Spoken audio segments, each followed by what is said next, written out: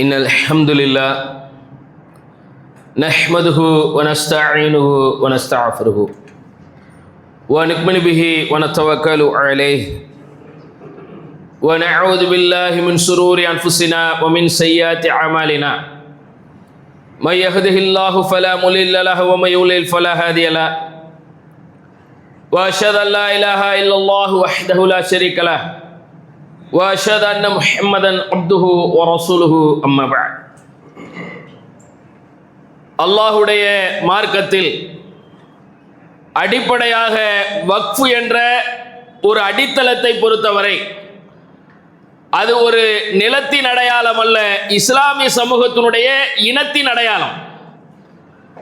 பொதுவாக எந்த அடிப்படையில் யூத ஜியோனிச பயங்கரவாதம் உலகளாவிய அளவில் முஸ்லிம்களது நிலத்தை அந்த பாலஸ்தீன் மண்ணில் ஆக்கிரமித்ததோ அபகரித்ததோ அதற்கு சற்றும் குறையாத விதத்தில் தான் நாம் வாழுகிற இந்த நாட்டில் வக்ஃப் சார்ந்த ஒரு சட்டத்தின் திருத்தத்தை கொண்டு வர்றாங்க. பொதுவாக முஸ்லிம் சமூகம் அதனுடைய பாதிப்புகளை, அதனுடைய தீவிரமான முஸ்லிம்களுக்கு எதிரான போக்கை அறியாமையில் இருக்கிறாங்க. அதான் வேதனைக்குரியது. முதலில் நான் ஒன்றை சொல்லிக்கொண்டு ஆரம்பிக்கிறேன். லா தஹ்சன், நீங்கள் கவலை கொள்ளாதீர்கள். இன்னல்லாஹ் மஅனா, அல்லாஹ் நம்மோடு இருக்கிறான். ஆனால் அதே நேரம் ஒரு சமூகம் அறியாமையில் வீழ்ந்து கிடப்பதனுடைய அடிப்படை என்பது மிக பெரும் பாதகத்தில் உள்ளது. நம்முடைய அறியாமை தான் அவர்களுடைய பலம். முஸ்லிம்கள்னா யாரு? ஏதோ அவர்கள் முஸ்லிம்கள் மீது பச்சாதாபப்பட்டு அவர்களுடைய நலனில் அக்கறை கொள்கிறோம். இப்போ கூட பிரதமர் என்ன கருத்தியலை பதிவு செய்திருக்கிறார் அப்படின்னு பார்த்தா, முஸ்லிம்களில் இருக்கிற ஏழை எளியோர்கள் இப்போது வக்ஃப் சார்ந்த நிலத்தினால் பயன்பட போறாங்கிறார். உண்மையில் உங்களுக்கு இந்திய நாட்டில் வாழுகிற இஸ்லாமியர்கள் மீது அக்கறை இருந்திருந்தா ரங்கநாத் மிஸ்ரா சொல்லுவதை போன்று 10% இடஒதுக்கீடு முஸ்லிம்களுக்கு தந்திருக்கணும் குறைஞ்சபட்சம். ஏன்னா இஸ்லாமியர்கள் இந்த நாட்டில் தலித்துகளை விட கீழ்நிலையில் இருக்கிறாங்கன்னு யார் சொல்றா? ரங்கநாத் மிஸ்ரா என்ற ஒரு நீதி அரசர் தலைமையில் அமைக்கப்பட்ட ஆணையம் சொன்னது. அதற்கு முன்பு ராஜேந்திர சர்ச்சாரும் சொன்னது. முஸ்லிம்கள் ரொம்ப பொருளாதாரத்தில், சமூக ரீதியான மேம்பாட்டில் எல்லாம் ரொம்ப பின்தங்கி இருக்கிறாங்க. வரலாறுல அவங்க ரொம்ப அடிப்படையில் சாமானிய மக்களா. இன்னைக்கு அதுதான நிலை. நம்முடைய வரலாறு என்னன்னா, சுதந்திரத்துக்கு முன்னாடி ஒரு வரலாறு இருந்தது முஸ்லிம்களுக்கு. முஸ்லிம்களுடைய ஒரு நூற்றாண்டுக்கு முன்னாடி அவர்களுடைய வாழ்வியல் நிலை, பொருளாதார மேம்பாட்டு நிலை எல்லாம் வேற. உலகத்துக்கே ஆகச்சிறந்த பொருளாதாரத்தின் திட்டங்களை முன்வைத்தவர்கள் முஸ்லிம்கள். அது நமக்கே தெரியாது. நமக்கு என்ன தெரியும்? செருப்பு தைக்கிறார்ப்பா முஸ்லீமு, சாமானியரா சாலை ஓரத்தில் வியாபாரம் பார்க்கிறாருப்பா, ஆட்டோ ஓட்டுறாருப்பா, சிறிய அளவிலான ஒரு தொழில் நிறுவனத்தை கொண்டு ஏதோ ஒரு சில முதலீடை ஈட்டுறார். இன்னைக்கும் முஸ்லிம்களில் ரொம்ப அடித்தட்டு முஸ்லிம்கள் அதிகமாக இருக்கிறாங்க, சாமானிய முஸ்லிம்கள் இருக்கிறாங்க, இல்லைன்னா மறுக்க இயலலை. ஆனால் அதுதான் நம்ம வரலாறா? இன்னைக்கு கேட்குறாங்க, வக்ஃபுக்கு எப்படி இவ்வளோ சொத்து வந்தது கேட்குறாங்களா இல்லையா? அது ஒரு பக்கம் நியாயமான கேள்வி மாதிரி கூட சில பேருக்கு தெரியுது. ஒரு நாட்டினுடைய இராணுவத்துக்கு நிகரான ஒரு சொத்து என்பது வக்ஃபாக இருக்கு. ஒரு நாட்டினுடைய அரசின் நிர்வாகத்தினுடைய மிக பெரும் அளவிலான ஒரு ஸ்தாபனமா எது இருக்கும்? ரயில்வேயும் இராணுவமும் இருக்கும். அந்த இராணுவத்துக்கும் ரயில்வேக்கும் நிகரான ஒரு சொத்தா எது இருக்கான்? வக்ஃப் இருக்கான். இவர்களுடைய டேட்டா படியே 9.60 லட்சம் ஏக்கருக்கு மேலான சொத்துக்கள் எப்படி வந்தது? கேள்வி எப்படி வந்தது தெரியுமா? முஸ்லிம்களுடைய அறம் சார்ந்த சிந்தனை எது? அவர்களுடைய பண்டிகை முடிந்ததை நோன்பு பெருநாள் அது உணர்த்தியது எது உலகத்துக்கு? அதுக்கு பேரே ஈதுல் ஃபித்ர் தான். ஈகைக்கான குணத்தை வலியுறுத்துகிற நன்னாள் அது. பெருநாள் என்பதை இஸ்லாமியர்கள் எப்படி வடிவமைத்திருந்தாங்க? பிறருக்கு பகிர்ந்துண்டு அடுத்தவர்களுக்கு வழங்கி வாழ்கிற வாழ்க்கை இஸ்லாத்தினுடைய வாழ்க்கை. நீங்க பார்க்கிற முஸ்லிம்கள் இன்னைக்கு இருக்கிற முஸ்லிம்கள் அல்ல. அல்லாஹ்வுடைய தூதர் காட்டிய வழியிலே வாழ்ந்த அந்த முஸ்லிம்கள் உலகத்தின் ஆகச்சிறந்த கோட்பாடுகளை முன்வைத்து உலகத்தின் வல்லாதிக்க சக்திகள் எல்லாம் அன்றைக்கு இருண்ட கண்டம். இன்னைக்கு இருக்கிற மாதிரி ஐரோப்பியா இருந்ததா? இன்றைக்கு இருக்கிற மாதிரி யூத நஸ்ரானிகள் கைகள் மேலோங்கி உலகத்தில் இவங்க தான் அறிவாளி, இவங்க தான் புத்திசாலி, இன்னைக்கு அப்படித்தானே பேசுறான். யாரு உலகத்தில் ஆகச்சிறந்த குடிகளாக வாழ்ந்தவங்க? யாருங்க உலகத்தில்? யாரு? வைரங்களும் வைடூரியங்களும் தங்கங்களும் வெள்ளிகளும் கசானாக்களாக திறந்து விடப்பட்ட ஒரு சமூகமாக இந்த உம்மத்தை பார்க்கிறேன்னு எந்த சமூகத்தை ரசூலுல்லாஹ் சொன்னாங்க? நம்ம சமூகத்தை. பொருளாதாரத்தை எடுத்தால் முஸ்லிம்கள் தான் உலகத்தில் கோல வச்சு நின்றாங்க. வணிக வியாபாரத்தில் முஸ்லிம்களை அடித்துக் கொள்ள ஆள் இல்லை. அறிவியலோ தொழில்நுட்பங்களோ ஏனைய வகையிலான நிர்வாக முறைகளோ எல்லாம் யார் இருந்தா மேல? யார் இருந்தா? இன்னைக்கு இந்தியாவுடைய ஜிடிபி ரேட்டிங் சொல்லுவான். யார் ஆட்சி காலத்தில் இன்னைக்கு தோண்டி எடுக்கிறியடா ஒரு எலும்பு கூட எடுக்கிறீல்ல? ஒரு கபரு குழிய தோண்டணும் அவுரங்கசீப்புக்கு எதற்கு இந்தியாவிலே அடக்கத்தலம் என்று கேட்கிறாயே, அந்த அவுரங்கசீப்பு திப்பு சுல்தானுடைய வரலாற்றை எடுத்து படிச்சினா அவங்க ஆட்சி செய்த காலத்தில் தான் இந்திய பொருளாதாரம் மேலெழும்பி நின்றது. எப்படி மேலெழும்பி நின்றுச்சு? எப்படி? இஸ்லாத்தில் மட்டும்தான் பொருளாதாரத்துக்கென்று ஒரு தனித்துவ அடையாளங்களை அல்லாஹ்வுடைய ரசூல் உருவாக்குனாங்க. இஸ்லாத்தில் மட்டும்தாங்க அந்த சிஸ்டம் இருக்கு. பைத்துல் மாலுங்கிற பேர்ல பொது நிதி சிஸ்டம், ஜக்காத்துங்கிற பேர்ல ஏழைகளுக்கான வரி சிஸ்டம். வேற எந்த கோட்பாட்டில் இருக்கு உலகத்தில்? உலகெல்லாம் கை கொட்டி அப்படியே பார்க்குறிய. அம்பானி தம் அவனுக்கு 8000 கோடி ரூபாய்க்கு மேலே செலவு பண்ணி திருமணம் முடிச்சான்ல, ப்ரீ வெட்டிங்குக்கு 5000 கோடிக்கு மேலே செலவு. கேட்டால் நான் என் பாயிண்ட்டு 1% நான் செலவு பண்ணேங்கிறான், சொல்கிறான் அப்படி. ஆனால் உலகத்தில் 1400 ஆண்டுகளுக்கு முன்பு பொருளாதாரத்தை ஒரு குறிப்பிட்ட சாரார்கள் கையிலே வைத்துக் கொள்ளக்கூடாது. பொருளாதாரத்தை ஒருத்தன் தர மறுத்தால் அவனோட யுத்தம் தொடுப்பேன் என்று டிக்ளேர் செஞ்சவங்க யாரு? யாரு இஸ்லாத்தில்? ஹலிஃபா அபூபக்கர் சித்திக் ரலியல்லாஹு. எப்படி நான் ஜக்காத்தெல்லாம் தரமாட்டேன் அப்படிங்கிறாங்க ரசூல் ஸல்லல்லாஹு அலைஹி வஸல்லத்தினுடைய வஃபாத்துக்கு பிறகு, மௌத்துக்கு பிறகு. ஏன்னா வரலாறு தெரியணுங்க, நமக்கு எதுவுமே தெரியாது. வேதனை. ஒரு இஸ்லாமிய ஆட்சியோ இஸ்லாமிய ஜனாதிபதியோ எதை முன்வைப்பார்? யார் ஒருவர் சலாவையும் ஜக்காத்தையும் பிரிப்பாரோ, அப்படியே சொல்றாங்க அபூபக்கர் சித்திக் ரலியல்லாஹு, யார் பிரிப்பாரோ அவருக்கு எதிராக நான் யுத்தம் தொடுப்பேன். எந்த அளவுக்கு சொல்றாரு? உம்மஹாத்துல் மூமினீன், மூமின்களுடைய தாய்மாயர்களை ஓநாய்கள் வேட்டையாடினாலும் சரி, இங்கே ஒரு பெரும் குழப்பங்கள் உருவானாலும், எதுக்கு சொல்றாரு? ஒரு பெரிய குழப்பம் வந்துடும், பெரிய பாதகம் வந்துடும். ஏன்னா குர்ஆன்ல ஒரு வசனம் இருக்கும், ரசூலுல்லாஹ் தான் ஜக்காத்தை வாங்கி உங்களை தூய்மைப்படுத்துவார்னு. ரசூலுல்லாஹ் தான் வஃபாத் ஆயிட்டாங்களே, இதுக்கு மேலே எதுக்கு ஜக்காத்தை நம்ம கொடுக்கணுங்கிற மாதிரி சில ஃபித்னாக்கள் உருவானது. சில சட்டங்களாக சில பேர் என்ன பண்ணிக்கிட்டாங்க, சொல்லிக்கிட்டாங்க. ஆனால் அபூபக்கர் சித்திக் ரலியல்லாஹு அவர்களுக்கு எதிராக யுத்தத்தை முன்வைத்தாங்க. ஏன்னா ஒரு இஸ்லாமிய அடிப்படையிலே ஒரு பொருளாதாரம் ஏழை எளியோர்களுக்கு சேர வேண்டியது ஏழை எளியோர்களுக்கு சேரணும். இது எவன் அப்போ வீட்டு சொத்தோ எந்த சர்க்காருடைய சொத்தோ அல்ல. யாருடைய சொத்து அது? இவன் நினைச்சுக்கிட்டு இருக்கிறான் 1400 வருடங்களுடைய பாரம்பரியம்டா இஸ்லாம் என்பது. ஒரு நாள் 2 நாள்ல வந்ததா? இல்ல 50 ஆண்டு 60 ஆண்டு கால வரலாறு இஸ்லாமிய வரலாறு. 1400 இயர்ஸ், 14 நூற்றாண்டுகளுக்கு முன்பு இஸ்லாமிய சமூகத்தினுடைய கட்டமைப்பில் அல்லாஹ்வுடைய ரசூல் முன்வைத்தார்களே, பொருளாதாரத்தின் அடிப்படைகள் என்பது எல்லோருக்குமானது. ஒருத்தன் காசை அல்லாஹ் எப்படியா பார்க்கறான்? உனக்கு மட்டும் உரியது இல்லடா. உனக்கு அல்லாஹ் தந்திருந்தால் அதில் ஒரு குறிப்பிட்ட சதவீதம் ஏழை எளியோருக்கு. பணக்காரன்லாம் பணக்காரனா வாழ்றதுக்கு இல்லை இந்த உலகம். அப்படிதான் இஸ்லாம் சொல்லுச்சு. குர்ஆன்ல அப்படிதான் அல்லாஹ் சொல்றான், கைலா யக்கூன தூலத்தன் பைன அக்னியாய் மின்கும், உங்களில் பொருளாதாரம் ஒரு சாரார்களுக்குள்ளே சுழன்று விடக்கூடாது என்பதற்கு தான் அல்லாஹ் இந்த ஜக்காத்து சதக்கா திட்டங்களை தர்றான். எதுக்காக? இந்தியாவில் நீ பேசிக்கிறவ 40% பேர் இரவுல உணவு இல்லாமல் உறங்க போறாங்க, 65% பெண்களுக்கு இரத்த சோகை இருக்குது, ஊட்டச்சத்து குறைபாடு இருக்குது, பிறக்கிற குழந்தைகளுடைய பல்வேறு வகையிலான குறைபாடுகளோடு இருக்கு. நீ பேசுவப்பா, நீ பேசுவ. ஆனா இஸ்லாம் செயல்படுத்தும். இஸ்லாம் என்ன பண்ணல? வெறும் வாயில பேசல, வாழ்க்கையில வாழ்ந்தாங்க. வாங்குகிற மக்கள் இல்லாத சூழலை ஒரு பகுதியில் உருவாக்குனாங்க. பொருளாதார அடிப்படையில் அந்த திட்டத்தை ஏற்படுத்தினாங்க. அதுதான் இந்தியாவிலே அமல்படுத்தப்பட்டது. இந்தியாவில் என்ன அமல்படுத்தப்பட்டுச்சு? முகலாயர்கள் ஆட்சி, 800 ஆண்டுகால ஆட்சி, இப்பெல்லாம் பேசுறோம்ல. ஜக்காத்து சதக்கா போன்ற பொதுவாக அர்ப்பணிக்கப்பட்ட சொத்துகள் வக்ஃபு சொத்துகள். வக்ஃபு சொத்து அது அல்லாஹ்வுக்காக அர்ப்பணிக்கப்பட்டது. நீங்கள் அரபு நாடுகள்லையோ முஸ்லீம் ஆளுற நாடுகளே போனீங்கன்னா ஒரு சாதாரண சேருக்கு கூட எழுதி வச்சிருப்பான், ஒரு சாதாரண பொருள் கூட இது வக்ஃபு, அல்லாஹ்வுக்காக அர்ப்பணிக்கப்பட்டுட்டோம், இது கொடுக்கப்பட்டுருச்சு. அப்படி கொடுக்கப்பட்ட சொத்துகள் இந்தியாவில் ஏராளம். இது ஏதோ மன்னர்கள் கொடுத்த மானிய சொத்துங்கிறான், அது மட்டுமல்லவ, கோயிலுக்கு தான் கொடுத்துருப்பான். இந்த வக்ஃபு சட்டம் எவ்வளோ பெரிய பாதகமானது என்பதை மூலம் நம்ம விளங்கிக்கிறணும். சாதாரணமானது இல்லை. ஒரு சொத்தை கொடுக்கறதுக்கு அவன் எழுதி வைக்கிறான், முஸ்லீமா இருக்கணுங்கிறத மட்டும் எழுதினா கூட பரவாயில்ல. வேதனைக்குரியது என்ன தெரியுமா? சமீபத்தில் ஒரு பிரச்சனை வந்தது, நீங்கள் எத்தனை பேர் பார்த்துருப்பீங்கன்னு தெரியாது. நர்கிஸ் கான் அப்படிங்கிற ஒரு பேரில் ஒருத்தரை இந்த அறநிலைத்துறையினுடைய அறங்காவலராக நியமிச்சிட்டாங்க தமிழ்நாட்டில். உடனடியாக என்ன செய்யப்படுது? இந்துத்துவ சங்க பரிவார எச் ராஜா உள்ளிட்ட வகைரா கூட்டம் இருக்குதுல்ல, உடனே கண்டனம். எப்படி? ஏன்னா இவங்க இந்த பேரை பார்க்குற பைத்தியார பயில உள்ள இவங்க அடையாளம் பேர் முஸ்லீம் பேரால இருக்கு, இப்படிதானே பார்ப்பான். என்ன பார்ப்பான்? முஸ்லீம் பேரா இருக்கு, இவர் எப்படி கொண்டு வந்து இந்த அறங்காவலரா நீ ஆக்கலாம்?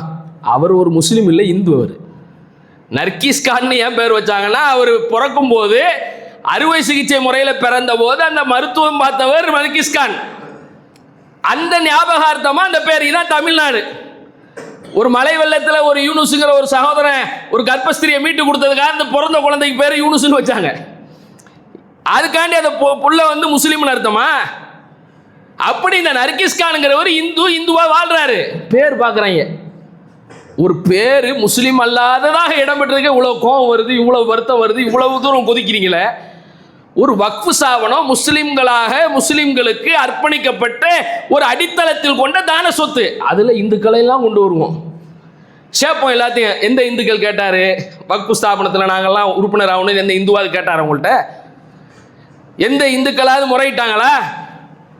இது இந்துக்களுக்கு அதுக்கு சம்பந்தம் இல்லாமல் ஒரு இறை வழியில் அர்ப்பணிக்கப்பட்ட சொத்து. அந்த சொத்தை நிர்வாகம் பண்றதுல முஸ்லீம்கள் எப்படியெல்லாம் காரணம். அந்த சட்டத்தில் 44 திருத்தம், வக்ஃபு திருத்த சட்டம் 44 திருத்தம். என்னவா? முஸ்லீம் அல்லாதவர் சொத்தை கொடுக்க முடியாது. அது வேற. எத்தனையோ முஸ்லீம் அல்லாதவங்க இன்னைக்கும் பள்ளிவாசலுக்கு தானம் பண்றதெல்லாம் இருக்கா இல்லையாங்க?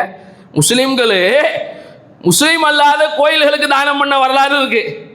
மருத்துவக் கல்லூரிகளுக்கோ ஏனைய மக்கள் பயன்பாடுகளுக்கோ, ஏன் ஒரு பஸ் ஸ்டாப் அமைப்பதற்கு கூட தன் சொத்தை தன் நிலத்தை தந்த முஸ்லிம்கள் இருக்கிறாங்க. பள்ளிக்கூடத்துக்கோ ஏனைய பொது காரியங்களுக்கோ. அதான் இஸ்லாமியர்கள் பல கோடி ரூபாய் சொத்தை பொதுவாக மக்கள் பயன்பாட்டுக்கு தான தர்மங்களுக்கு வழங்கினாங்க. ஏன்? அது சதக்கத்தும் ஜாரியா, நிலையான தர்மத்தில் வரையும்.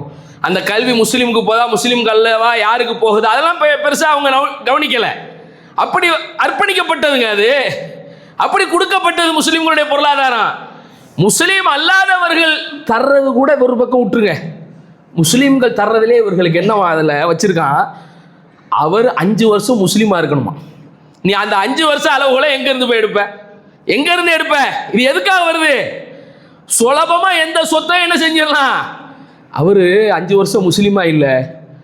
என்னடா நீ சொல்ல வர்ற? என்ன சொல்ல வர்ற? ஏன்னா இந்தியாவில் இருக்கிற எந்த இஸ்லாமியனும் அரேபியன் அல்லங்க, எல்லாம் இஸ்லாத்தை ஏற்றவனாக தான் இருப்பான். அவன் என்ன கொண்டு வர்றான்? இஸ்லாத்தை ஏற்றவர்கள் வக்ஃபு சொத்துக்கள் தரக்கூடாதுங்கிறதுக்காக கொண்டு வர்றான். 5 வருஷம் அவர் முஸ்லீமாக இருந்திருக்கணும், குறைஞ்சபட்சம் 5 வருஷம். இந்த 5 வருஷம் அளவுகள் எங்கேருந்து எடுப்பான்? சரி, அது ஒரு பக்கம். அவர் முஸ்லீமாக பிராக்டிஸ் பண்ணியிருக்கணுமா? எப்படி?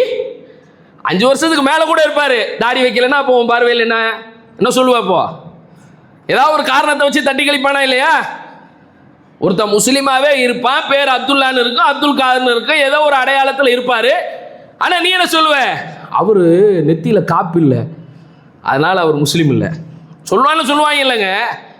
அப்படிப்பட்டவர்கள் தானே இவங்க, அப்படிப்பட்ட அயோக்கியர்கள் தானுங்க. வக்ஃபு சொத்தை ஆக்கிரமிப்பதற்கு எத்தனை பேரும் அயோக்கியத்தனமான வேலை இது, எத்தனை பேர் அயோக்கியத்தனமான வேலை. இதற்கு எதிராக பாராளுமன்றத்தில் குரல் எழுப்புறாங்க. எழுப்பாமலாம் இல்லை, எழுப்புகிறார்கள், கடுமையாக பேசுகிறாங்க. முஸ்லீம்கள் மீது அவங்களுக்கு அக்கறை, முஸ்லீம் பெண்கள் மீது அவங்களுக்கு அக்கறை. ஆடு நனையுது என்று ஓனாய் அழுத கதையாக அல்லவா இருக்குதுன்னா நிறைய பேர். அதில் பல கட்சிகள் எல்லா வகையிலுமே ஆதரவாக இஸ்லாமியர்களுக்கு பல்வேறு வகையில் குரல் எழுப்புறாங்க. இல்லைன்னா நம்ம மறுக்கலை, அது பண்ணட்டும். ஆனால் அடிப்படை என்ன? இந்த வக்ஃபு உரிமையை தொடர்ந்து முஸ்லிம்களிடத்திலிருந்து பறிப்பதில் இந்த பாசிச அரசு இவ்வளவு முனைப்பு காட்டுவது ஏன்? அது ஒரு மாஜிஸ்ட்ரேட்ட அல்லது ஒரு கலெக்டரேட்ல அந்த அதிகாரத்தை கொடுத்து 22 பேர் உறுப்பினராக்கி, மாநில அரசுக்கு கீழே இருந்த ஒரு 32 போர்டு இருக்கு, ஒரு 30க்கும் மேற்பட்ட போர்டு வச்சிருக்காங்க. ஸ்டேட் கவர்மெண்ட்ல ஒவ்வொரு மாநிலத்துக்கும் வக்ஃபு போர்டுன்னு ஒன்று உருவாக்கப்படுது. எதுக்காக உருவாக்கப்படுது? ஏன் உருவாக்கப்படுது? அதுல வேற பாகிஸ்தான் சொத்தை கேட்கிறாங்க. ஏன்னா பாகிஸ்தான் சொத்து இன்னைக்கு எனிமி சொத்தா இருக்கு. இந்தியாவில இருந்து பாகிஸ்தானுக்கு போயிருப்பாங்க முஸ்லீமு, அவன் சொத்துக்கு பேர் என்னது? வக்ஃபு சொத்து கிடையாது, அது எனிமி ப்ராப்பர்ட்டின்னு இருக்கும். எனிமி ப்ராப்பர்ட்டின்னு இன்னைக்கு இந்தியாவில் இருக்கு. அதுக்கு தனியாக ஒரு நிர்வாகம் பண்ணுகிற முறையும் இருக்கு. அதை யாரும் கேட்கல. இந்திய முஸ்லிம்கள், இங்கே வாழ்ந்த முஸ்லிம்கள் அர்ப்பணித்திருக்கிறாங்களா இல்லையா? சொத்துக்களாக கொடுத்திருக்கிறாங்களா இல்லையா? உன் நம்பிக்கைக்கு இல்லா இருக்கிறாரா இல்லையோ, ராமர் என்பவர் நீ வணங்குற வழிபடுற இல்லைங்கள, அவர் அங்கதான் பிறந்தாரு, அந்த நிலம் எனக்கு தான் சொந்தன்னு உரிமை கேட்டு நீதிமன்றம் வரைக்கும் போய் ஆவணங்கள் ஆதாரங்கள் அத்தனையும் பாபர் மசூதியினுடைய கமிட்டி கிட்ட இருந்து கூட எல்லா ரெக்கார்டும் இருந்ததுல இருந்தா இல்லையாங்க? இந்த சட்டத்தின் விபரீதத்தை புரியணும். எல்லா ரெக்கார்டும் யார்கிட்ட இருந்துச்சு? யார்கிட்ட இருந்துச்சு? முஸ்லிம்கிட்ட இருந்துச்சு. பாபர் மசூதி நிலம் என்பது முஸ்லிம்களுக்குரியது, அத்தனை ஆவணங்களும் இருந்தது. ஆனா அந்த நிலம் நம்பிக்கையின் அடிப்படையில் அவர்களுக்குன்னு தூக்கி கொடுக்கப்பட்ட நாடு இது. நீங்க நல்லா புரிந்துக்கணும். எந்த அடிப்படையில் தூக்கி கொடுத்தாங்க? எந்த அடிப்படையில் இன்றைக்கு அந்த இடத்துல இன்னொரு வழிபாட்டு தலம் உருவாக்கப்பட்டிருக்குதா? எந்த அடிப்படையில்? ஆதாரங்களின் அடிப்படையிலையா, ஆவணங்களின் அடிப்படையிலையா, சான்றுகள் அடிப்படையிலையா, அல்லது இவர்களுடைய யூகமான நம்பிக்கையின் அடிப்படையிலையா? இதை விட ஆதாரம் வேற வேணுமா? அந்த வக்ஃபை இவர்கள் ஆக்கிரமிப்பதற்கு இந்த சட்டத்தை கொண்டு வந்தா என்ன நடக்கும்ங்கிறதுக்கு வேற என்ன ஆதாரம் வேணுமா? என்னென்ன பொய் வேஷம். அப்படியே முஸ்லிம் பெண்களுக்கு நாங்கள் கருணை காட்ட போறோம், அது 95லே கொண்டு வந்தாச்சுப்பா. 1954 போடப்பட்ட சென்ட்ரல் வக்ஃப் ஆக்ட்ல பல திருத்தங்கள் வந்ததா இல்லையா? பல்வேறு வகையில் அந்த அமெண்ட்மென்ட்கள் மாற்றி அமைக்கப்பட்டதா இல்லையா? வக்ஃப் சொத்துகள் ஆக்கிரமிக்கப்பட்டதற்கு நேரடி ஆதாரமே இந்த நாட்டினுடைய பிரதம அமைச்சராக இந்திரா காந்தி அம்மையார் இருக்கும்போது வெளிப்படையாகவே அவங்க அனுப்புறாங்க சர்க்குலர். இது கெசட்டட்ல இருக்கிற ரிப்போர்ட். 1976 மார்ச் 26ஆம் தேதி நியூ டெல்லியில இருந்து copy of letter from the office of the prime minister to state government regarding protection of waqf. வக்ஃப் சொத்தை ப்ரொடெக்ஷன் பண்ணணும் அப்படின்னு 1976 மார்ச் 27ஆம் தேதி ஒரு தேசிய பிரதமர் இந்திரா காந்தி அம்மையார் அனுப்புறாங்க. I have been concerned from some time about improving administration of waqf. The state government must ensure the waqf property maintenance and administration. அந்த வக்ஃப் போர்டு சம்பந்தமா பேசுறாங்க. பேசும்போது அந்த ஆக்டை வைக்கிறாங்க. 1954 ஒரு ஆக்ட் இருந்தது. அந்த அடிப்படையிலான ஒரு urgent which require your urgent attention for a variety of reason including unsettled condition after petition. ஒவ்வொன்றா எழுதுறாங்க. The large number of waqf properties, பலவேறு நபர்களால் பிரைவேட் ப்ராப்பர்ட்டிஸ்னால large number of waqf properties வந்து ஆக்குபைட் பண்ணப்பட்டிருக்கு. அது மட்டும் இல்லை, as well as state department of local bodies. ஒரு மாநிலத்தினுடைய லோக்கல் பாடி இருக்குது, அரசு நிறுவனங்களாக ஆக்கப்பட்டிருக்குங்கிறாங்க ஒரு பாரத பிரதமர். இன்னைக்கு ரெக்கார்ட்ல உள்ளது. இது ரெக்கார்ட்ல என்ன சொல்றாங்க? இதை வந்து obviously such a litigation would not be a desirable. Hence you should settle the issue of administration basis. அப்படின்னு அவங்க ஒவ்வொன்றையா அந்த சட்ட குறிப்புகள்லாம் as far back as 1961 ஒவ்வொன்றையா சொல்லி இதற்கான வழிகாட்டலை அவர்கள் வார்த்தைகளை சொல்லி ஷரத்துகளை வகுத்து இது ஒவ்வொரு மாநில கவர்மெண்ட்டுகளுக்கும் அனுப்பப்பட்ட டு யார் யாருக்கெல்லாம் இது சென்ட் ஆயிருக்கு. பஞ்சாபில் இருக்கக்கூடிய முதல்வராக இருக்கட்டும், ஹரியானா முதல்வராக இருக்கட்டும், இமாச்சல முதல்வராக இருக்கட்டும், மகாராஷ்டிரா முதல்வர், அத்தனையும் பேர் லிஸ்டோடு போட்டிருக்கு. இதுல சிக்னேச்சர் இந்திரா காந்தி அம்மையார் கையொப்பம் போட்டிருக்கு. உண்மை, மாநில அரசுகளே இந்திய நாட்டினுடைய பிரிவின் போது பல வக்ஃப் சொத்துக்களை எடுத்தாங்க. சும்மாலாம் கிடையாது, உண்மைங்க, யதார்த்த நிஜம்.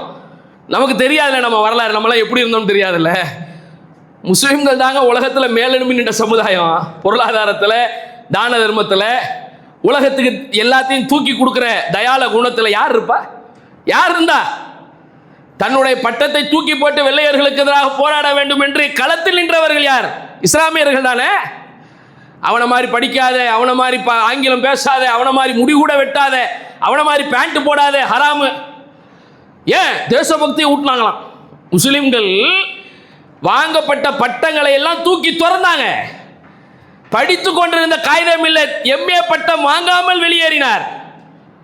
ஏன்? காந்தி இஸ்லாமியர்களைத்தான் சுதேசிய சிந்தனையை கொண்டு பயன்படுத்தினார். கதிருங்கிற சொல்லை இஸ்லாமியர்கள் கற்றுக்கொண்டது. பார்த்தீங்கல்ல, லைலத்துல் கதிர் சொன்னோமா? அந்த வார்த்தையை சொன்னோமா இல்லையா? லைலத்துல் கதிர், அதை தான் காந்தி சொன்னார். கதிர் ஆடை உடுத்த வேண்டும். கதிர் ஆடை என்னது? கண்ணியமான ஆடை. வெள்ளக்காரன் போடுற அவன் தயாரிக்கிற உடுப்புகள் வேண்டாம். எல்லாம் தூக்கி தூக்கி கொடுத்ததெல்லாம் யாரு? எல்லாத்தையும் பாபு சிதம்பரம் பிள்ளை கப்பலை விடணும்னா தூக்கி கொண்டு போய் பக்கீர் முகமது கொடுப்பார். இந்திய நேஷனல் ஆர்மியை கட்டி அமைக்கணும்னு சுபாஷ் சந்திர போஸ் அழைப்பு விட்டால் முகமது ஹபீப்ங்கிறவர் நாங்கள் வச்சுக்கிடுங்க. அவர் கழுத்தில் போட்டிருக்கிற முத்து மாலையந்தே தமிழ்நாட்டை சேர்ந்த, அவர் பேர் தெரியுமா என்னன்னு? அமீர் ஹம்சா. அந்த முத்து மாலையை அன்றைக்கு 3 லட்சம் கொடுத்து ஒரு முத்து மாலையை வாங்கியவர் ஒரு முஸ்லீம். ஒரு முஸ்லீம். இப்படி தங்களுடைய சொத்துக்களை தானங்களாக வழங்கியவர்கள் அல்லாஹ்வுக்கு வழங்கியிருக்க மாட்டா? வழங்கியிருக்க மாட்டா? நீ எழுதி வச்சிருக்கியப்பா, இந்திய நுழைவாயில்ல 92,000 பேர் பேர் பட்டியல்ல 68,000 பேர் முஸ்லீமா இருக்காரு. எப்படி? ஏன்? முஸ்லிம்கள் இந்த தேசத்தின் விடுதலை மட்டுமல்ல, அவர்களுடைய இனத்தின் அடையாளத்தை அழிக்க நினைத்த உலகத்தின் வல்லாதிக்கத்தை எதிர்த்தாங்க. 1924 வீழ்த்தப்பட்ட ஒரு உதுமானிய பேரரசை ஒட்டி ஒரு சர்வதேச அளவுல முஸ்லிம்கள் குதித்தெழுந்து நின்றாங்க. நம்மளை இப்படி அடக்குறாங்க, ஒடுக்குறாங்க. முஸ்லிம்களுக்கு எதிராக இப்படி இந்த பிரிட்டானிய அரசுகள், வெள்ளைய பேரினவாத அரசுகள் செயல்படுது, விட்டக்கூடாது. நம்முடைய உரிமை, நம்முடைய மார்க்கத்தின் கடமை. இப்படி பேசியவங்க முஸ்லீம் தானங்க. அதனால தான் பள்ளிவாசல பூந்து சுட்டான், கோயிலுக்குள்ள பூந்து சுட்டுருக்கானா எங்கேயாவது? இன்னைக்கு உளவுத்துறை எங்க தெரியுமா போவோம்? எங்க போவோம்? பள்ளிவாசலுக்குள்ள தான் போவோம். எந்த சர்ச்சுக்குள்ளேயோ, எந்த கோயிலுக்குள்ளேயோ, எந்த குருத்துவாராக்குள்ளேயோ, எதுக்குள்ளேயும் போவாது. எங்க வரும்? பள்ளிவாசலுக்குள்ள வந்து நோட் பண்ணுவாங்க, உளவெடுப்பாங்க. ஏன்? இஸ்லாமியர்களின் வலிமை அவர்களுக்கு தெரிந்தது. எப்ப? 1400 இயர்ஸா இஸ்லாமியர்கள் எதை ஆயுதமாக கையில் வைத்திருக்கிறார்கள்? எந்த அல்லாஹ்வை முன்னிறுத்தி அவர்கள் உரையாற்றுகிறார்கள்? எது அவர்களுக்கு மத்தியில் ஒரு உத்வேகத்தையும் ஆழ்ந்த ஒரு அடிப்படையிலான இனப்பற்றையும் தேசப்பற்றையும் உருவாக்கியது என்று அவங்களுக்கு தெரியும். அதனாலதான் இன்றைக்கும் கூனி மஸ்ஜித் என்று எந்த உத்தரப்பிரதேசத்தினுடைய அடையாளமாக இன்றைக்கு காவி தெரிகிறதோ, அங்கே இஸ்லாமிய அடையாளங்கள் இன்றைக்கும் செவறுகளிலே குண்டு தோட்டாக்களால் தொகுக்கப்பட்டு அதே பள்ளி இரத்தக்கரை படிந்த பள்ளியா இருக்கு. இதான் வரலாறு. முஸ்லிம்கள் பள்ளி வாயில்களுக்குள்ள பூந்துதான் பல இடங்கள்ல தாக்குதல் நடந்திருக்கு. முஸ்லிம் உலமாக்கள் தான் ஒவ்வொரு மரங்களிலும் தூக்கிலிடப்பட்டிருக்கிறாங்க. எந்த உலமாக்களை எடுத்தாலும் சரி, சுதந்திரப்படாத அவங்க தான் நிற்பாங்க. அலி சகோதரர்கள் காந்தி சொல்லிடுவார். கிலாபத் இயக்கத்தினுடைய தலைவர்களாக இருந்த சவுக்கத் அலி, முகமது அலி, என் தோளில் 2 சிங்கங்கள். எதுக்கு அந்த 2 சிங்கங்கள் கர்ஜித்தது? எதுக்காக ஆலிம்கள் உலமாக்கள் களத்தில் நின்று அன்றைக்கு போராடினார்கள்? இப்படி நீங்க எங்க சொத்துக்களை எல்லாம் ஆக்கிரமிக்கிறதுக்கா? யூசிசி என்கிற பேர்ல, யூனிஃபார்ம் சிவில் கோட் என்ற பேர்ல ஒன்றை கொண்டு வருவதற்கா? எங்கள் பெண்கள் அணிகிற ஹிஜாபு வரைக்கும் கேள்வி எழுப்புவதற்கா? அல்லது எங்களுடைய ஒவ்வொரு உரிமைகளாக பறித்து இந்த நாட்டில் நீங்கள் சிஏஏ சட்டத்துக்கு உட்படணும், 2ஆம் தர 3ஆம் தர குடிமக்களாக மாற்றப்பட வேண்டும் என்று நீங்கள் கொண்டு வருகிற இது போன்ற கருப்பு திட்டங்களுக்கா? எதுக்கு? எதுக்காக நாங்கள் பாடுபட்டோம்? எதுக்காக? இன்னைக்கு ரொம்ப வேதனையா இருக்கு. முஸ்லீம் அல்லாதவர்கள் கூட வேதனையை வெளிப்படுத்துறாங்க. ஆனா இன்னைக்கும் கூட நம்ம ஒன்றுபடலையே. ஒன்றுபட்டிருக்கோம்? முஸ்லிம்கள்லாம் ஓரணியில் நிற்கிறோமா? இத்தனை பெரும் பாதிப்புகள் வரும் இன்னைக்கு இல்லையேங்க.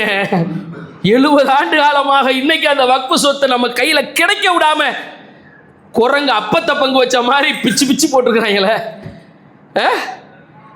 அம்பானிக்கெல்லாம் சொத்தாடா இல்ல? 27 மாடி கட்டிடத்தை ஆன்டிலியா என்ற பேரில் உலகமே பார்த்து வியக்குகிறது. மேலே எலிப்பேடுகள் வைத்திருக்கிறோம், சினிமா கொட்டாய்கள் வைத்திருக்கிறோம், விலை உயர்ந்த பல்வேறு ஆடம்பர வசதிகள் வைத்திருக்கிறோம் என்கிற அந்த 27 மாடி கட்டிடம் எத்தீம்களுக்கு உண்டான சொத்து. எத்தீம் சொத்து அது. எத்தீம்னா யாரு? Do you know that? எத்தீம்னா யாரு? அனாதைன்னு அர்த்தம். அனாதை சொத்தை ஆட்டையை போட்டு இன்னைக்கு கட்டடம் கட்டி வச்சிருக்கான். 27 மாடி கட்டிடம். இப்படி இந்தியா முழுமைக்கு எத்தனை கட்டடம்?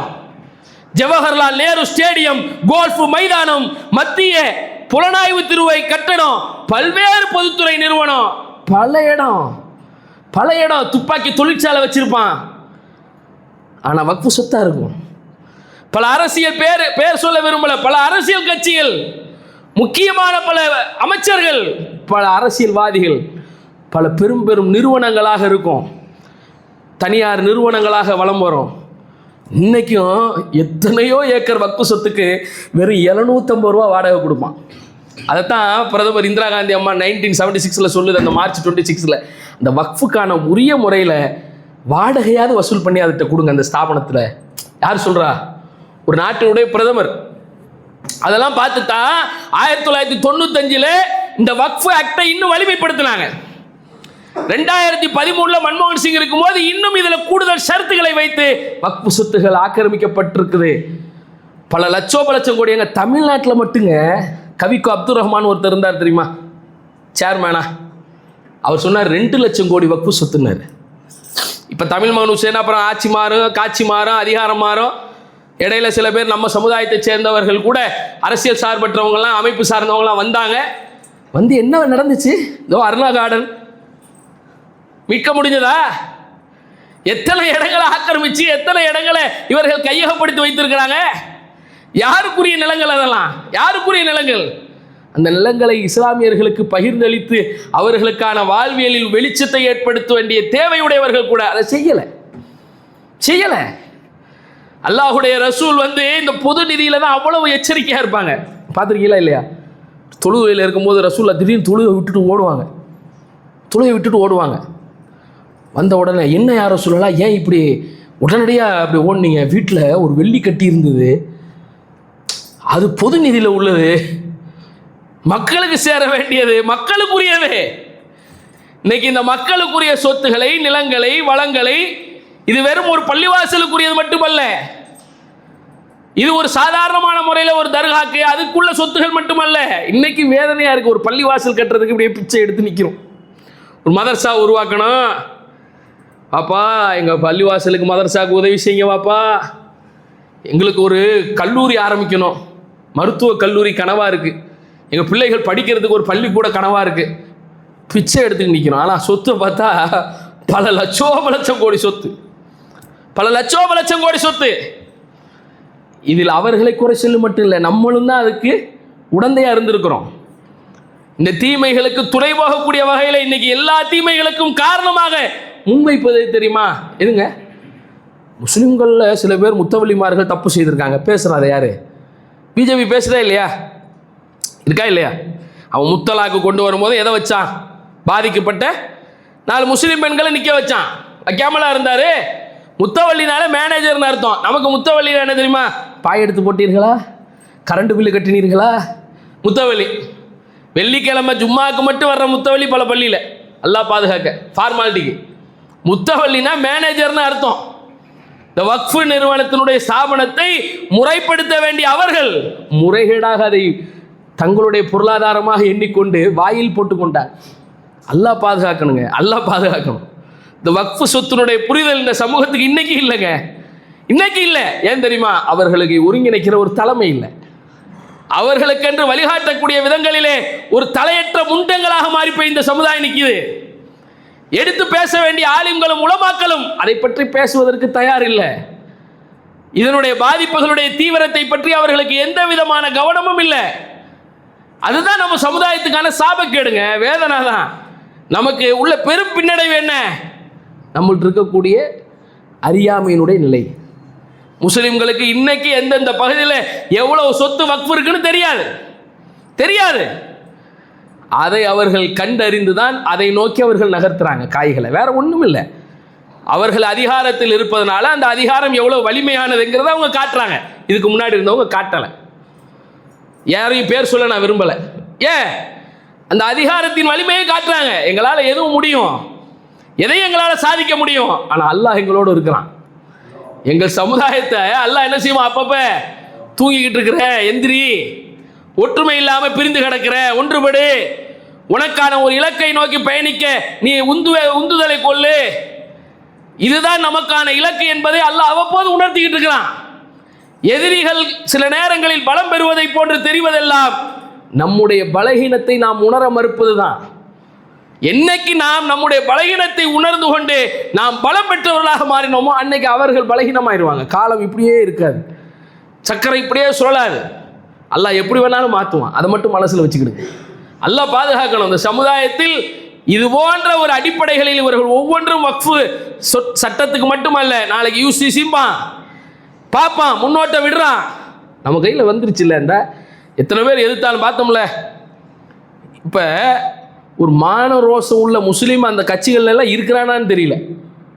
எப்படி அவன் போய் ஒரு அரசியலில், அதில் அரசியலில் சில அநாகரிகங்களான அடிப்படைகள் இருந்து அல்லாஹ்வுடைய ரசூல் காட்டிய நடைமுறைக்கு மாற்றமானது இருந்தால் கூட சரி, ஏதோ ஒன்று போறான்னா கூட ஒரு கொஞ்சம் கூட இந்த பாமகவில் இருக்கிற முஸ்லீம்களுக்கோ இல்லை வெவ்வேறு கட்சிகளில் ஆதரவாக இவர்களுக்கு சாதகமாக நின்றாங்களே அந்த கட்சிகள்ல எல்லாம் முஸ்லீம் இருக்காங்களா இல்லையா? அந்த முஸ்லீம்களுக்கு கொஞ்சம் கூட இப்போ இப்போ இப்போ பீகாரில் நிதிஷ்குமார் ஆதரவு கொடுத்த அந்த கட்சி சில பேர் துரோகிகள் எல்லாம் அடையாளம் காட்டுறான். பார்த்துக்கடா, எவனும் பாதுகாவனும் இல்லை. நீ நினைப்ப இவர்கள் நமக்கு சாதகமாக இருப்பார்கள், அவர்கள் சாதகமாக இருப்பார்கள். எல்லா சந்தர்ப்பமும் வாய்ப்பும் அமையும் போது அவங்க செய்ய வேண்டியதை செய்வாங்க, அதான உண்மை, அதான நிதர்சனம். அதானங்க மூப்பனாருடைய மகன் என்ன பண்றாரு? ஜி.கே. வாசன் ஆதரவு. முஸ்லிம்களாலேயே வளர்ந்த ஒரு கட்சி இருக்குதுன்னா அது பாமக தான். அவர் வெளிநடப்பு என்ன, அத்தனை பேர் அப்படியே நிற்கிறான். அவன் அந்த அமெண்ட்மெண்ட்டை சட்டமாக்கிடுவான், அடுத்து அவனுக்கு உண்டான திட்டங்களை நோக்கி நகர்ந்துருவான். அவங்க கையில் தான் ஜனாதிபதி இருக்கிறாரு, அவங்க கையில் தான் உச்சநீதிமன்றம். ஏங்க இந்த நாட்டில் ஒரு முஸ்லிம்கள் பண்டிகைக்கான விடுமுறையை கூட வேற வழியில் தடுக்கிறாங்க, பார்க்குறீங்களா இல்லையா? கேட்டால் வங்கி கணக்கு முடியுது, எனவே நாங்கள் அந்த விடுமுறையை நீக்கிறோம் சொல்கிறானா இல்லையா? மார்ச் 31 பண்டிகை வந்துச்சுல்ல, என்னவா பேங்க் அக்கௌண்ட் க்ளோஸ் பண்ணணுமா? இதே மாதிரி தீபாவளிக்கு வேற ஏதாவது பண்டிகைக்கு சொல்லுவியா, ஹோலிக்கு சொல்லுவியா? ஏன் அப்படி சொல்லி அந்த முஸ்லிம்களுக்கு எதிராக ஹரியானாவில் வெளிப்படையாக அறிவிச்சிட்டான், நோ லீவ் ஃபார் ஈத். ஈதுக்கெல்லாம் விடுமுறை கிடையாது. பள்ளிவாசலையே தார்பாய் போட்டு மூடுறாங்களா இல்லையா? அதான நிலை. இன்னும் கூட நாம் திருந்த மாட்டோம், மனம் வருந்த மாட்டோம், நமக்கான இலக்கை பாதையை நோக்கி தெளிவான முறையில் ஒன்றுபட மாட்டோம்னா இந்த சமுதாயத்தை அல்லாஹ் தான் பாதுகாக்கணும். அல்லாஹ்விடத்தில் துஆ செஞ்சுக்கிடுங்க. அல்லாஹ்வை தவிர வேறு பாதுகாவலர்கள் யாரும் இல்லை. பல நேரங்களில் நமக்கு அல்லாஹ் சில விஷயங்களை சில உணர்த்துதலுக்காக சில காரியங்களை நிகழ்த்துகிறான். அவன் நாடாத எந்த ஒன்றும் நடக்காது. எதை நம்மிடத்திலிருந்து யார் எடுக்கலாம் பறிக்கலாம் என்று நினைத்தார்களோ அதுவெல்லாம் நீண்ட காலங்கள் அவர்களிடத்தில் அப்படியே இழுத்து கொண்டு அவர்களிடத்திலேயே அதிகாரம் இருக்கும் நம்ம நினைக்கக்கூடாது. அல்லாஹ் என்ன செய்வான்? மாற்றுவானா இல்லையா? எந்த மக்கமா நகரிலிருந்து காபாவிலே அல்லாஹ்வுடைய ரசூலை தொலைவிடாமல் தடுத்தார்களோ, எந்த இடத்தை அவர்கள் கைப்பற்றி வைத்துக் கொண்டு எள்ளி நகையாடி சிரித்தார்களோ அதே இடத்தில் அல்லாஹ்வுடைய ரசூல் வெற்றி வாகை சொன்னாங்களா இல்லையா? கைப்பற்ற முடிந்ததா இல்லையா? இன்னைக்கு நினைச்சுக்கிட்டு இருக்கிறாங்க அதிகாரம் நம்ம கையில் இருந்தால் எதையும் செய்யலாம். இந்த பார் பாலஸ்தீன் மக்களை இஸ்ரேல் என்ன செய்யறான் பார், அப்படி நம்மளும் ஆதிக்கத்தை கொண்டு ஒரு நாட்டை நமக்கான ராஷ்டிரியத்தை உருவாக்கி விட்டால் எல்லாம் செய்யலாம். நீ மண் குதிரை மேல சவாரி செய்யற, நீ குதிரைகளை சவாரி செய்யறது மண்ணுப்பா, மண்ணு. நீ சாதாரணமா எழுப்பிக்கிட்டு இருக்கிற அந்த கோட்டையை ஒரு நொடியிலே அல்லாஹ் நாடினால் ஒன்றுமில்லாமல் ஆக்கிடுவான். அவன் தான் அல்லாஹ். எனவே இதை உணர்ந்து கொள்வோம், அல்லாஹ்வின் மீது பொறுப்பை சாட்டுவோம், நம் சமுதாயத்துக்கான விழிப்புணர்வுகளை ஏற்படுத்தி அதன் அடிப்படையில் இந்த சமூகம் ஒன்றுபடுவதற்கு அல்லாஹ்விடத்தில் துஆ செய்வோம். அல்லாஹ் ரப்புல் ஆலமீன் இந்த சமூகத்திற்கான ஒருமித்த தலைமைகளையும் அகில இந்திய அளவிலும் சரி உலக அளவிலும் சரி சமுதாயத்தின் குரல்களை ஓங்கி ஒலிப்பதற்கான ஒரு சர்வதேச தலைமையும் அல்லாஹ் உருவாக்கட்டும் என்று கேட்டுக்கொண்டு அல்லாஹ்விடத்தில் துஆ செய்து கொண்டு என்னுடைய முதல் உரை நிறைவு செய்கிறேன். அஸ்ஸலாமு அலைக்கும்.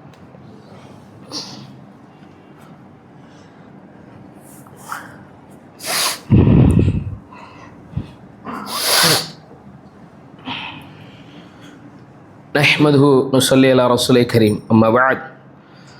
அன்பார்ந்த சகோதரர்களே, இந்த வக்ஃபு திருத்த சட்ட மசோதாவுக்கு எதிராக பல்வேறு முன்னெடுப்புகளை முன்னெடுக்கிறாங்க.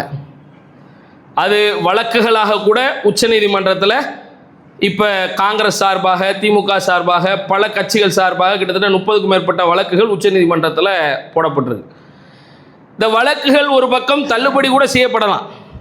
ஏன்னா இதுகள் எல்லாம் என்னது, ஒரு வகையில் ஐவாஷ் மாதிரி ஆகிப்போச்சு இன்றைக்கு நீதிமன்றங்கள் மீதோ வழக்குகள். ஏன்னா சமீபத்தில் பார்த்தோம்ல, நீதிபதிகளே மிரட்டப்படுகிறார்கள், உருட்டப்படுகிறார்கள் என்று வெளிப்படையாக பேசுறாங்க. உச்சநீதிமன்ற நீதிபதிகள் வெளிப்படையாக சொல்லுகிற சூழல்.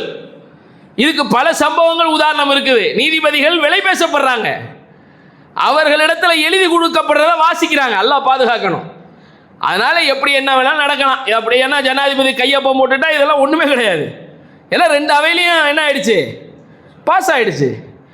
ஒரு அவையில் 288னா இதுல எத்தனை பேர் வாக்கு போட்டான் தெரியுமா? 128 பேர். 95 மாநிலங்களவை தான் நம்பினாங்க. அதெல்லாம் நம்ப தேவையே இல்லை. நம்ம அதெல்லாம் நம்புவோம். நம்ம இது நடந்துருமா அது நடந்துருமா, நாம ஒன்றுபட மாட்டோம்ல. எனவே அவர்கள் சில விஷயங்களை முயற்சி பண்ணுவாங்க. ஆனால் அதெல்லாம் பெரிய அளவில் நடக்குமா, மாற்றங்கள் ஏற்படுமான்லாம் அதெல்லாம் பெரிய ஒரு குதிரை கொம்பு தான். அவர்கள் எதை போட்டார்களோ அந்த அடிப்படையில் அதை ஒரு, ஏன்னா அன்னைக்கு ஜாயின்ட் பார்லிமெண்ட் கமிட்டி போக மட்டும் சொல்ல தானே செஞ்சது, போட்டானா இல்லையா நாடாளுமன்ற கூட்டுக்குழுன்னு. அப்பவே என்ன நடந்தது, சும்மா ஃபார்மாலிட்டிக்கு. இதே அவர்கள் 100 ஆண்டு கால திட்டம், 100 ஆண்டு கால திட்டம். ஏன் ஒவ்வொரு பள்ளிக்கும் நம்ம போய் நீதிமன்றத்தை நாடணும்? அந்த வக்ஃபு ஸ்தாபனத்தையும் நம்ம கைக்குள்ள வச்சுட்டோம்னா எல்லா காரியத்தையும் சாதித்து விடலாம்ல. புரியுதா? அவன் இலக்கு வேறங்க, அவன் தொலைநோக்கு வேற, அவன் பார்வை வேற, நம்ம பார்வை வேற. அவன் தெளிவாக ஒவ்வொன்றையும் பண்ணுவான். தனித்தனியாக ஒவ்வொன்றையும் நம்ம கையில் வச்சுக்கிறதுக்கு இப்போ பேசுகிறாங்க. நீங்கள் இந்த வக்ஃபு பிரச்சனை வருதுன்னா நீங்கள் தனியாக என்ன செஞ்சுக்கிடுங்க, ட்ரஸ்ட்டாக ஒரு அறக்கட்டளையா அது ஒரு ஸ்தாபனமாக ஆக்கிக்கிறேங்கிறான். அது மேலேயும் கை வைக்க மாட்டேன். நீ வைக்கலையா? நீ இதுக்கு முன்னாடி நடக்கலை? நடந்துச்சா இல்லையா? உலகம் அறிந்தவர் யாரு? ஜாகிர் நாயக்கு. அப்படிதானே? அவர் என்ன பெரிய பயங்கரவாதியா, தீவிரவாதியா? இன்னைக்கு அவருடைய அந்த அடிப்படையில் அமைந்த அந்த அறக்கட்டளையினுடைய நிர்வாக பொறுப்பு சார்ந்த அந்த வங்கி கணக்குகள் என்ன ஆச்சு, அந்த தொகைகள் என்ன ஆச்சு? அவரே இங்கே வர முடிஞ்சிச்சா? நம்ம கூட சில நினைக்கிறோம் அது வேற மாதிரி அறக்கட்டளையில் வேற வகையில் ட்ரஸ்ட்டில் கொண்டு போய் ரிஜிஸ்டர் பண்ணால் வக்ஃபுக்குள்ளே வராதில்ல. எப்படி பாருங்க, ஒரு முறையாக இருந்ததை முறைகேடாக மாற்றுறதுக்கு இவனே ஆலோசனை. என்ன ஆலோசனையா? நீ அதெல்லாம் தனித்தனி எதுக்குள்ளேயும் இவன் நுழையலாம்.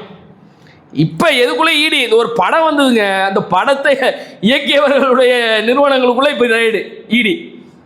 எதுக்கு? ஏதோ ஒரு ஜஃபரானோ என்னமோ ஒரு படமா, அந்த படத்தில் வந்து என்ன பண்ணி விட்டானா, சில காட்சிகள் குஜராத்தினுடைய நிகழ்வுகளை நடந்துக்கிட்டு இருக்கிற யதார்த்த கலை சூழல்களை காட்டிட்டான். அதில் தமிழ்நாட்டுக்கு கூட சில எதிர்ப்புகளை கொண்ட காட்சிகள் இருக்குதுன்னு பேசுகிறாங்க. அது நீக்கப்பட்டதாக முதல்வர் அறிவிக்கிறாங்க. அது வேற. இந்த திரைப்படம் என்பதே ஒரு வகையில் இன்னைக்கு இருக்கிற வலுவாய்ந்த ஆயுதமாக ஒவ்வொருத்தனும் கையில் எடுக்கிறான். பாருங்க, அவனுக்கு வந்தால் ரத்தமாக நமக்கு வந்தால் நமக்கு பாதிக்கப்பட்ட அதெல்லாம் திரைப்படத்தில் காட்டினா பிரச்சனை கிடையாது. அது காஷ்மீர் ஃபைல்ஸுன்பா, கேரளா ஸ்டோரிம்பா, ஒவ்வொரு திரைப்பட பெயர்களாக கொண்டு இஸ்லாமிய வன்மத்தை வெளிப்படுத்திக்கிட்டே இருப்பான். இப்போ இந்த அவுரங்கசீப் பிரச்சனைக்கு கூட காரணம் தான் அதானே. ஒவ்வொரு பிரச்சனைக்கு காரணமும் அதான். நாளைக்கு திப்பு சுல்தானுக்கு எதிராக ஒரு படம் எடுப்பான், இந்திய முஸ்லீம்களுக்கு எதிராக ஒவ்வொருனா காட்டுவான். இங்கே என்னவா, இவர்களுக்கு ஒரு எதிராக ஒரு சில காட்சி வந்துருச்சுன்னா, ஒரு வார்த்தை வந்துருச்சுன்னா உடனே தடை செய். அதான் இன்னைக்கு உள்ள நிலை. அல்லாஹ் பாதுகாக்கணும். இந்த சமூகம் என்றைக்கு தான் ஒரு சரியான விழிப்புணர்வை பெறுமோ அல்லாஹ் பாதுகாக்கணும். நமக்கான அடிப்படைகளில் அல்லாஹ்வை தவிர வேறு யாரும் முறையிடுவதற்கு போதுமானவன் இல்லை. அல்லாஹ் தான் போதுமானவன். அல்லாஹ் தான் நமக்கான பாதுகாவலன். அல்லாஹ்விடத்தில் மன்றாடுங்க. அந்த பாலஸ்தீன் மக்கள் எப்படி அல்லாஹ்வை நம்பிக்கொண்டு ஹஸ்புனல்லாஹு வ நிஅமல் வக்கீல், எங்களுக்கு அல்லாஹ் போதுமானவன் என்று அல்லாஹ்வை பொறுப்பு சாட்டுகிறார்களோ, நிச்சயமாக எப்படிப்பட்ட அடக்குமுறையாளர்களும் எப்படிப்பட்ட அயோக்கியர்களும் வரலாற்றின் பக்கங்களிலே இருண்ட பக்கங்களாக அவர்களுடைய வரலாறுகள் மாற்றப்பட்டிருக்கு, திருத்தி எழுதப்பட்டிருக்கு. எவ்வளோ பெரிய ஆதிக்கங்களை கொண்ட இவர்களை எல்லாம் மேல் அனரப்புக்குமுல் ஆலா என்று பேசிய ஃபிரௌனில் இருந்து, காமானில் இருந்து, பல்வேறு ஆட்சியாளர்களில் இருந்து, அது நம்ரூதா இருக்கட்டும், யாரா இருக்கட்டும், நிச்சயமாக அவர்களுக்கான அழிவின் அத்தியாயம் அல்லாஹ்வால் எழுதப்படும். உயர பறக்கக்கூடிய எந்த ஒரு பறவையாக இருந்தாலும் கீழே வந்துதான் ஆகணும். அல்லாஹ் சில விஷயங்களை நமக்கு பாடமாக உணர்த்துவதற்கு, படிப்பினையாக மாற்றுவதற்கு இந்த சமுதாயத்துக்கு சில நேரங்களில் எதிரிகளை கொண்டே அல்லாஹ் பாடம் நடத்துவான். அந்த பாடத்தின் வரலாறுகள் தான் இவைகள் எல்லாம். அல்லாஹ் இதை அறிந்து நடக்கக்கூடிய நன்மக்களாக உங்களையும் என்னையும் ஆக்கி அருள்வானாக. வாஹிர் தஅவானா அனில் ஹம்துலில்லாஹி ரப்பில் ஆலமீன்.